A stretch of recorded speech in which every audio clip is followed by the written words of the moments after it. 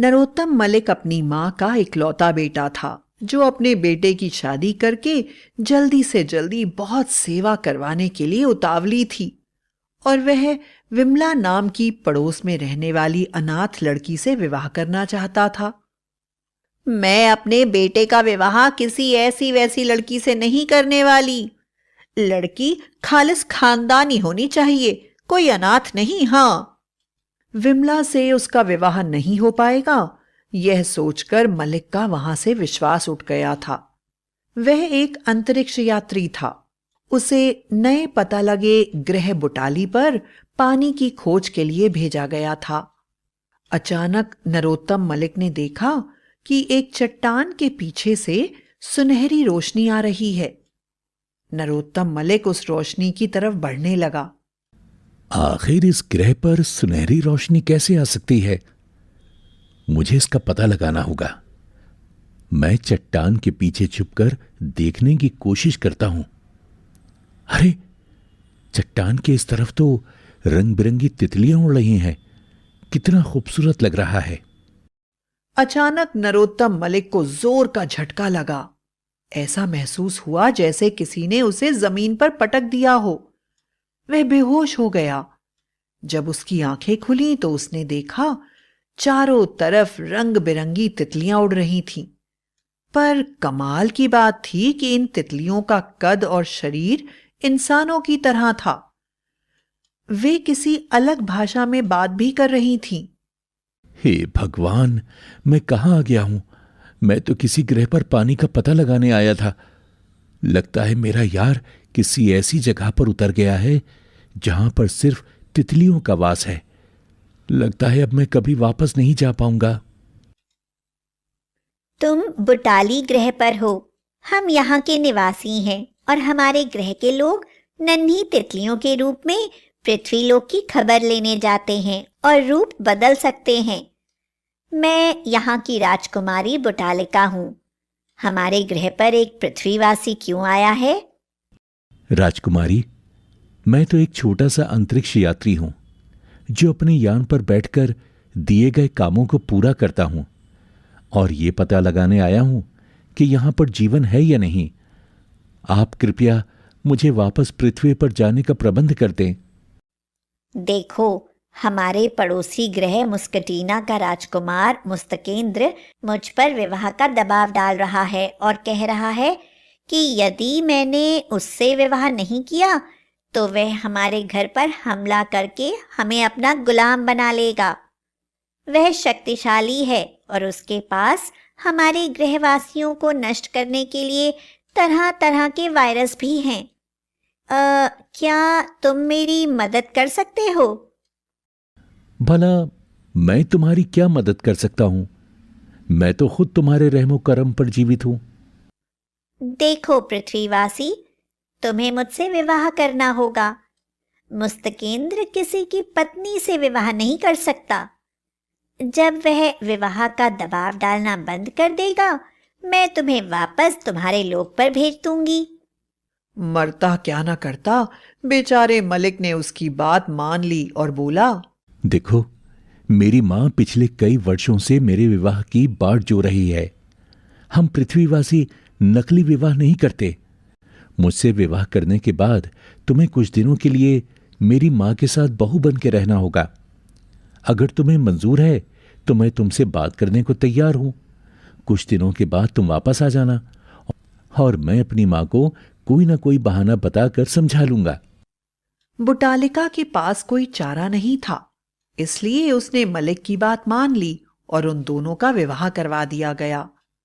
जब मुस्तकेंद्र को इस बात का पता चला तो उसने बुटालिका का पीछा हमेशा के लिए छोड़ दिया और बुटालिका वादे के अनुसार मलिक के घर जाने के लिए तैयार हो गई और एक छोटी सी तितली के रूप में मलिक की जेब में बैठकर अंतरिक्ष यान से पृथ्वीलोक आ गई। मलिक जब घर पहुंचा तो मां बोली, देख बेटा, पिछले 3 महीनों से तेरा इंतजार कर रही हूं। मैंने इतनी लड़कियां ढूंढ ली हैं। मेरे मरने से पहले तुझे विवाह करना होगा। हाँ, मुझे भी तो अपनी बहू से सेवा करवानी है, दादी बनना है। अब 1 हफ्ते के अंदर ही तेरा विवाह करना होगा। अरे माँ, अंतरिक्ष में मेरे साथ बुटालिका नाम की एक और लड़की थी। नियम के अनुसार मुझे उसके साथ विवाह करना पड़ा, वरना मैं उस यात्रा में नहीं जा पाता। तू बिल्कुल चिंता मत कर, तू तो आरती की थाली लेकर आ। मैं अभी तुझे तेरी बहू से मिलवाता हूं, बस कुछ देर इंतजार कर। मां हैरानी से आरती की थाली लेने अंदर चली गई। मलिक ने अपनी जेब से बुटालिका को बाहर निकाला और उसे तुरंत दुल्हन के रूप में आने को कहा। बुटालिका तुरंत एक खूबसूरत दुल्हन के रूप में बदल गई। मां आरती की थाली लेकर बाहर आ गई। अरे, यह तो लाखों में एक है।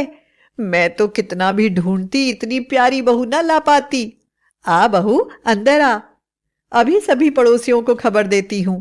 इसकी सुंदरता से तो सब जलेंगे। तूने तो मेरा दिल खुश कर दिया। अरे माँ, मैं ही सौभाग्यशाली हूँ जो मुझे आप मिली हैं। यह तो आपके ही गुण गाते रहते हैं।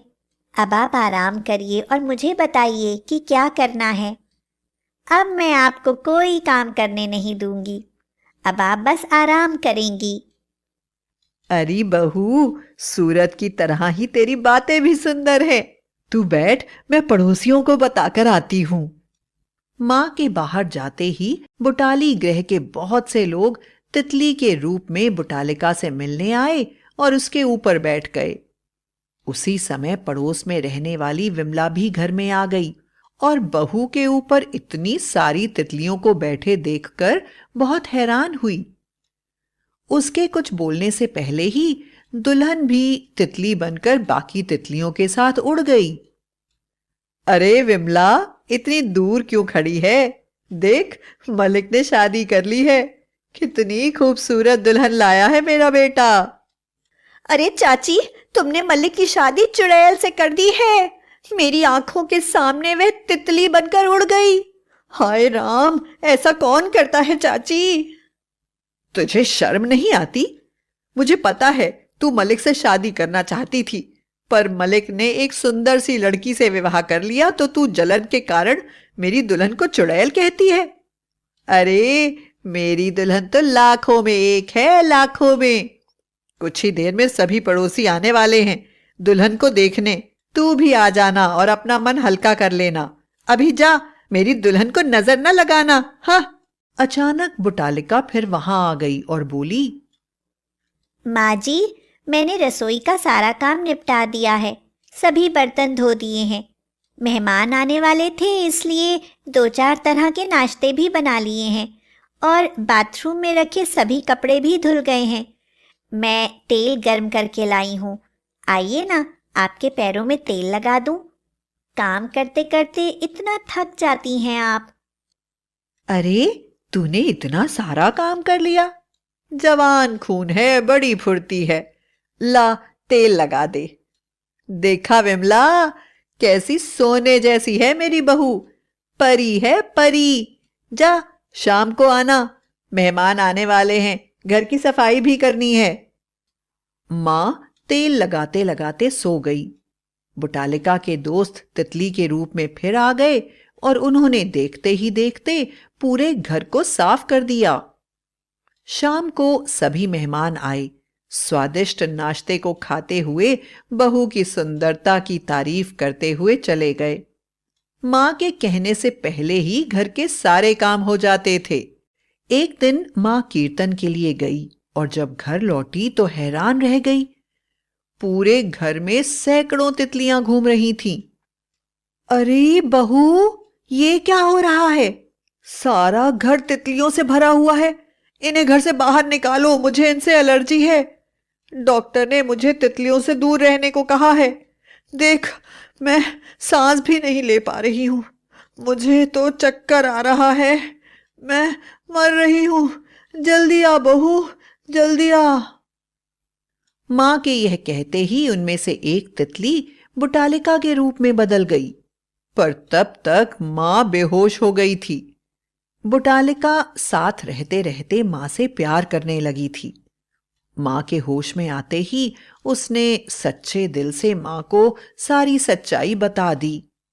बहू, तूने सच्चाई बताकर अपनी इज्जत और बढ़ा ली। तू घबरा मत बेटा, मैं तुझे अपने से दूर नहीं जाने दूंगी।